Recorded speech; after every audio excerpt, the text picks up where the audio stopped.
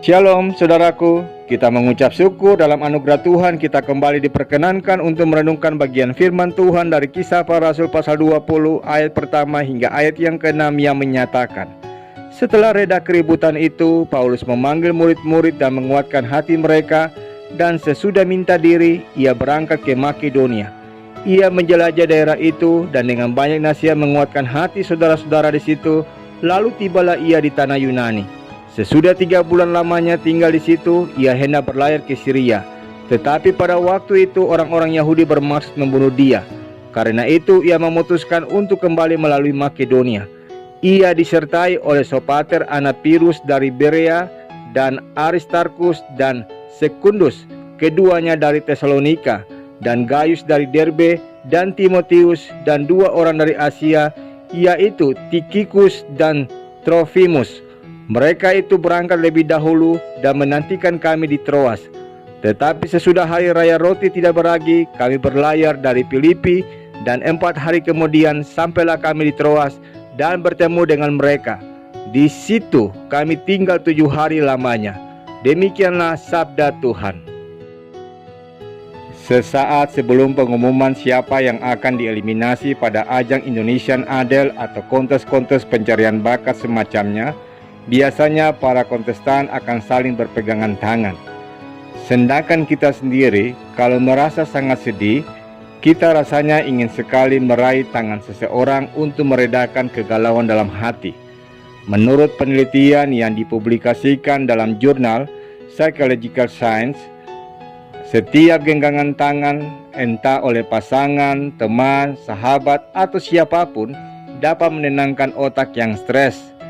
Karena aktivitas ini akan memberikan perintah pada otak untuk menekan produksi hormon stres. Hal inilah yang dilakukan oleh Rasul Paulus ketika ia menyadari dampak pasca peristiwa huru-hara di Efesus. Ia menyisakan luka batin bagi para murid Rasul Paulus dan orang percaya lainnya pada saat itu. Oleh karena teriakan dan tekanan fisik yang dialami, sehingga mereka menjadi syok. Meresponi hal itu, Paulus memanggil dan menguatkan hati mereka agar mereka tetap semangat dan tetap memiliki keyakinan dengan berpengharapan pada kasih Tuhan, sebagaimana yang dikatakan pada ayat yang kedua dan yang ketiga pada bacaan kita, yang dilakukan selama kurang lebih 3 bulan oleh Rasul Paulus. Memang saudaraku, untuk memulihkan trauma dan luka batin hidup kita sangat memerlukan dukungan melalui setiap tangan yang terulur kepada kita. Bukankah Tuhan sengaja mendesain kita semua dalam tanda petik tidak sempurna, agar satu sama lain kita saling menguatkan, saling menopang dan saling melengkapi, bukannya saling menjatuhkan? Ironisnya, banyak orang sangat ingin menjadi pusat perhatian, sangat ingin selalu ditolong oleh rekan-rekannya begitu ditimpa kesulitan. Namun saat sahabatnya, temannya, atau saudaranya jatuh, ia tidak peduli. Firman Tuhan lewat kehidupan Rasul Paulus mengingatkan kita untuk saling menguatkan satu sama lain, bukannya fokus pada kepentingan diri sendiri. Tuhan memakai contoh tali 3 lembar di dalam kitab Pengkhotbah untuk juga menunjukkan betapa kita dikatakan kuat kalau mau bekerja sama dengan orang lain. Saat kita jatuh, ada orang yang mengangkat kita. Ada ungkapan yang berkata, manusia diciptakan seperti malaikat dengan 1 sayap. Mereka bisa terbang hanya dengan cara berpelukan satu sama lain. Seperti itulah kehidupan manusia yang saling membutuhkan, saudaraku. Saling melengkapi, saling menopang, dan saling menyempurnakan. Kita tidak bisa sendiri.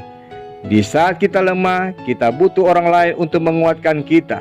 Demikian juga saat orang lain lemah dan sedang memasuki masa-masa sulit dalam hidupnya, kita seharusnya ada untuk mereka. Ketika kita peduli, itu sudah sangat membantu mereka melewati masa-masa yang sulit. Di zaman yang egosentris ini, firman Tuhan kembali mengingatkan bahwa berdua jauh lebih baik dari seorang diri, sebagaimana dikatakan di dalam kitab Pengkhotbah pasal 4 ayat yang ke-9. Karena itu baiklah, kita mau saling berbagi hidup dengan sesama kita. Ingatlah, Manusia diciptakan seperti malaikat dengan satu sayap, bisa terbang kalau berpelukan satu sama lain. Amin. Saudaraku, mari kita sehati dalam doa. Bapa Surgawi, terima kasih untuk sentuhan kasih-Mu melalui kebenaran firman Tuhan yang mengingatkan kami untuk menjadi perpanjangan tangan kasih Tuhan dalam menopang dan menguatkan sesama kami dikala mereka mengalami luka batin dan berbagai pergumulan hidup mereka. Tolonglah kami dengan hikmah dan Roh Kudus-Mu, sehingga kehadiran kami dapat membawa pemulihan oleh karena kehidupan yang saling menguatkan dalam anugerah dan kasih-Mu. Demi Kristus Yesus kami berdoa. Amin.